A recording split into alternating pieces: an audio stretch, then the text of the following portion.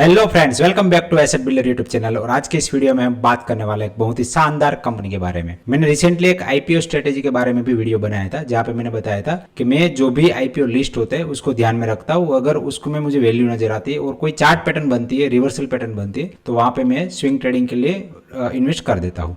ठीक है, तो ऐसी एक कंपनी मेरे ध्यान में आई, वो है मुफ्ती, जो क्रेडो ब्रांड्स के नाम से भी लोग जानते हैं। मुफ्ती जो है बहुत ही अच्छी ब्रांड है और काफी सारे लोग इसको जानते हैं, और हो सकता है कि आप में से काफी लोग मुफ्ती के कपड़े पहनते भी हो। ठीक है, तो अच्छी ब्रांड है। तो यहाँ पे एक पैटर्न मुझे नजर आ रहा था, तो पैटर्न में पहले दिखा देता हूँ। तो यहाँ पे एक कप विथ हैंडल पैटर्न है। तो यहाँ पे cup with handle pattern after that much of downfall, तो यहाँ से अगर टॉप से हम देखें तो ये लगभग 50% डाउन आ गया। उसके बाद अगर ये रिवर्सल पैटर्न बनता है तो यहाँ से हो सकता है कि रिवर्सल होकर वापस से अपने ऑल टाइम हाई को टच कर दे। लेकिन यहाँ मैंने जो एंट्री ली है वो ऑल टाइम हाई के लिए नहीं ली। और यहाँ पे एक डिस्क्लेमर भी मैं दे देता हूँ कि इस कंपनी के अंदर मैंने हाल में इन्वेस्ट किया है। मेरा यहाँ पे जो फर्स्ट टारगेट है वो फर्स्ट टारगेट रहेगा ये वाला हाई। ठीक है, तो यहाँ पे मुझे 20% स्विंग चाहिए। तो यहाँ से मैं यहाँ तक 20% स्विंग के लिए रहूँगा। तो यहाँ एक्चुअली यहाँ पे शेयर प्राइस चल रहा है, तो यहाँ से अगर हम कैलकुलेट करते हैं 20%, तो ये लगभग 206 से 208 के आसपास का प्राइस आ रहा है। तो यहाँ पे सब सही रहा और यहाँ पे थोड़ा कंसोलिडेशन दिखाया और यहाँ पे भी एक कप विथ हैंडल पैटर्न बना। तो यहाँ पे मेरा दूसरा टारगेट जो है वो फिर यहाँ तक आएगा, जो कि आईपीओ का प्राइस था 280। तो इस कंपनी का एक बार हम आईपीओ डिटेल भी देख लेते हैं। तो यहाँ पे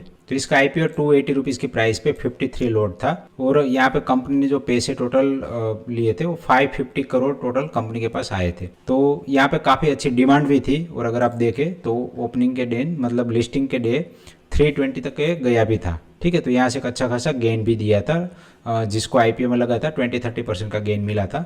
उसके बाद इसका शेयर प्राइस धीरे धीरे डाउन आने लगा और 50% शेयर प्राइस डाउन आ गया। ठीक है, तो अगर हम देखें तो कंपनी का शेयर प्राइस क्यों डाउन आया, तो यहाँ पे अगर हम क्वार्टरली रिजल्ट देखते हैं तो यहाँ पे कंपनी का जो लास्ट 2 क्वार्टर में 27 करोड़ 15 करोड़ का प्रॉफिट था, वो ओनली 7 करोड़ का रह गया। ठीक है, तो यहाँ पे कोई भी जो इंडस्ट्री है उसमें साइक्लिसिटी होती है। तो आप देखिए यहाँ पर भी 19 करोड़ 20 करोड़ का प्रॉफिट था, वो गिर के 8 करोड़ का हो गया था। ठीक है, तो अगर हम क्वार्टर ऑन क्वार्टर इसका कंपैरिजन करें तो यहाँ से प्रॉफिटेबिलिटी थोड़ी सी कम है।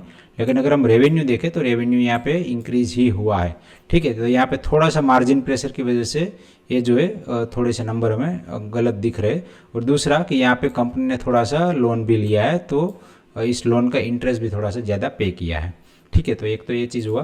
और अगर हम कंपनी का बिजनेस देखें, क्योंकि यहाँ पे जब चार्ट पैटर्न बनती है तो वहाँ पे बिजनेस भी स्ट्रॉन्ग होना जरूरी है। अदरवाइज अगर हम ब्लाइंडली किसी में इन्वेस्ट करेंगे तो वहाँ पे हो सकता है कि वो पैटर्न को फॉलो ना करे और आपका टारगेट अचीव ना हो। ठीक है, तो यहाँ पे अगर हम देखें तो मुफ्ती का सिर्फ सिंपल सा ब्रांड है, वो जीन्स के पैंट्स बेचते हैं और शर्ट्स बेचते हैं। ठीक है, उसके अलावा टी शर्ट और थोड़े 1-2 अप्रैल आइटम है जो मेंस वेयर के, वही ये लोग सेल करते हैं। तो बेसिकली ये एक कपड़े की दुकान है।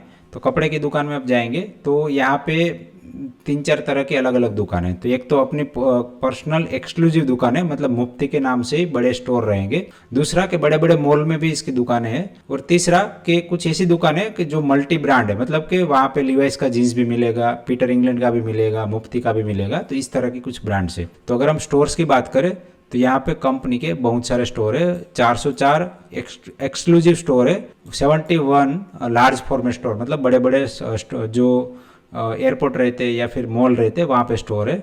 और 1300 मल्टी ब्रांड स्टोर है, मतलब मल्टी ब्रांड स्टोर है, उसके अंदर उसके कपड़े बिकते हैं। ठीक है, तो काफ़ी अच्छा प्रेजेंस है और ऑल ओवर इंडिया में इनके स्टोर्स है। और काफ़ी एक लोगों के माइंड में मुफ्ती का इमेज भी है और काफ़ी सारे लोग इसको परचेज भी करते हैं। अगर हम रेवेन्यू देखें तो सबसे ज़्यादा रेवेन्यू भी उसके जो एक्सक्लूसिव ब्रांड है स्टोर वहाँ से आता है। और जो ऑनलाइन प्रेजेंस है वहाँ से उसका रेवेन्यू कम आता है, लेकिन यहाँ पे ग्रोथ अच्छा है। 5% था, वो अभी इसका रेवेन्यू शेयर उसमें 8% हो गया। तो हो सकता है कि आने वाले दिनों में ऑनलाइन में भी अच्छा करे। और जनरली ये जो ब्रांड है वो क्या करते हैं कि उसका जो फर्स्ट टाइम कोई भी डिजाइन या फिर नया कपड़ा आता है वो पहले उसके स्टोर में आता है। वहाँ पे वो डिजाइन, मतलब वहाँ पे जो इन्वेंट्री बच गया है वो 1 साल बाद वो ऑनलाइन में सेल कर देते। तो ऑनलाइन में आराम से उसका जो इन्वेंट्री है वो निकल जाता है। ठीक है, अगर हम इसके फाइनेंशियल की बात करें तो ओनली 1000 करोड़ की कंपनी है। उसके कंपैरिजन में हम दूसरी कंपनी देखें तो यहाँ पे एक बार हम इतनी सारी कंपनी है, ट्रेंट है, वेदांत फैशन है, फिर बाकी सारी अलग अलग कंपनी है। तो यहाँ पे ट्रेंट और वेदांत फैशन ये भी एक क्लोथिंग का स्टोर है। तो अगर हम कंपैरिजन करें तो यहाँ ट्रेंड का पी देखिए 200 का पी है और वेदांत फैशन है उसका 60 का पी है। तो उसके कंपैरिजन में इसका पी बहुत ही ज़्यादा लो है। तो यहाँ पे आराम से जो डाउन साइड प्रोटेक्शन है वो बहुत ही ज्यादा है, अपसाइड इसमें पोटेंशियल ज्यादा है। तो एक बार हम इसका कंपैरिजन देख लेते हैं, तो हम ट्रेंड देखते हैं। तो जो भी रिटेल स्टोर है, मतलब जो दुकानें हैं, तो दुकानों में हम जनरली क्या देखते हैं, जो भी माल रखा है वो कितने टाइम में बिक रहा है।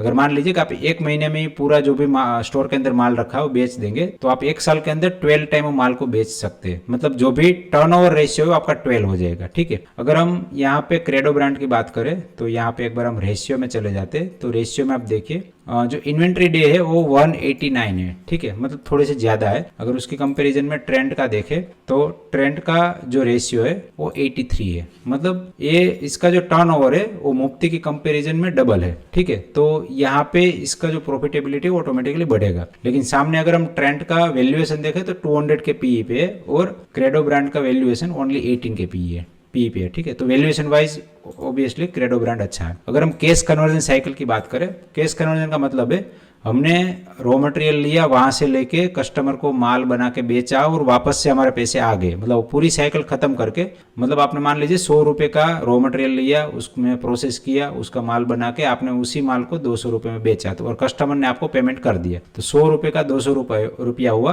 तो वो पूरा जो भी सर्कल कंप्लीट हुआ उसमें कितना टाइम लगा, तो यहाँ पे कैश कन्वर्जन साइकिल में 280 डेज लगे, जबकि ट्रेंड में आप देखिए ओनली 45 डेज लगे। ठीक है, तो यहाँ पे डिपेंड्स करता है बिजनेस मॉडल पे और किस तरह से कंपनी ऑपरेट कर रहे हैं उसके ऊपर। तो यहाँ पे ये थोड़ा सा हायर, यहाँ पे थोड़ा सा मतलब कम दिख रहा है ट्रेंड के कंपैरिजन में। अगर इसका कंपैरिजन वेदांत के साथ करते हैं तो एक बार वेदांत फैशन भी देख लेते हैं। तो वेदांत फैशन का आप मार्केट कैप देखिए 25,000 करोड़ का है और सामने ट्रेंड का जो मार्केट कैप है वो 2 लाख करोड़ का है। ठीक है, तो इतनी बड़ी मुझे नहीं लगता कि इतने पैसे देने चाहिए ट्रेंड को, और वेदांत फैशन को भी 25,000 करोड़, मतलब यहाँ से जो पोटेंशियल गेन है वो अभी इसमें कम है। लेकिन अगर इसका कंपेरिजन हम क्रेडो ब्रांड के साथ करें, अच्छे से ऑपरेट करते हैं और बहुत बड़ी ब्रांड बना लेते, तो 1000 करोड़ का अगर 2000 3000 करोड़ भी हो जाता है तो भी यहाँ पे 3x रिटर्न बन जाता है। और उसके कंपैरिजन में अगर वेदांत यहाँ से 3x रिटर्न देता, मतलब 75,000 करोड़ की कंपनी होगी। तो इतनी बड़ी कंपनी बनना मतलब कोई छोटी मोटी बात नहीं है, और इतनी बड़ी कंपनी आसानी से बन भी नहीं सकती, और ऑलरेडी इतना ज्यादा पी चल रहा है। तो यहाँ से ये सारी चीजें समझ में आ गई है। एक बार हम शेयर होल्डिंग पैटर्न भी देख लेते हैं। तो यहाँ पे आईपीओ के बाद थोड़ा सा share holding pattern obviously dilute हुआ है, और अभी भी प्रमोटर के पास 55% है और पब्लिक के पास 35% शेयर होल्डिंग है, और FIDI के पास भी थोड़ा थोड़ा है। अगर पब्लिक में भी हम देखें तो 8 और 4 मतलब 12% स्ट्रॉन्ग एंड में। तो यहाँ पे मोटा मोटा 60-70% जो माल है वो स्ट्रॉन्ग एंड में है, और पब्लिक के पास जो है वो बहुत ही कम है। ठीक है, तो यहाँ पे मेरा स्ट्रेटेजी सिंपल सा रहेगा। यहाँ से मैं लगभग हाफ या फिर उससे भी ज्यादा क्वांटिटी 2 यहाँ पे निकाल दूंगा, और यहाँ पे मुझे चार्ट पैटर्न बनता हुआ नजर आया, और यहाँ से मान लीजिए कि शेयर प्राइस नीचे आता है, यहाँ थोड़ा कंसोलिडेट होकर थोड़ा ऊपर जाना चालू करता है, तो वापस से मैं जो क्वांटिटी सेल किया था वो री एंटर कर दूंगा, और फिर मैं उसका फाइनेंशियल भी देखूंगा। हो सकता है कि वहां पे 1-2 क्वार्टर का रिजल्ट भी आ जाए, तो एक आध क्वार्टर का रिजल्ट आ जाए तो वहां से ज्यादा विजिबिलिटी आएगी, और फिर यहाँ पे एंट्री लेके इसका जो नेक्स्ट टारगेट मेरा रहेगा वो आईपीओ प्राइस तक रहेगा। ठीक है, तो इस तरह से मैं इसके अंदर ट्रेड करूंगा। और जब मैं यहाँ पे टारगेट और ट्रेड करने की बात कर रहा हूँ और कहाँ पे सेल करूंगा बात कर रहा हूँ, तो यहाँ पे मैं किस तरह से काम करता हूँ वही चीज आपको समझा रहा हूँ।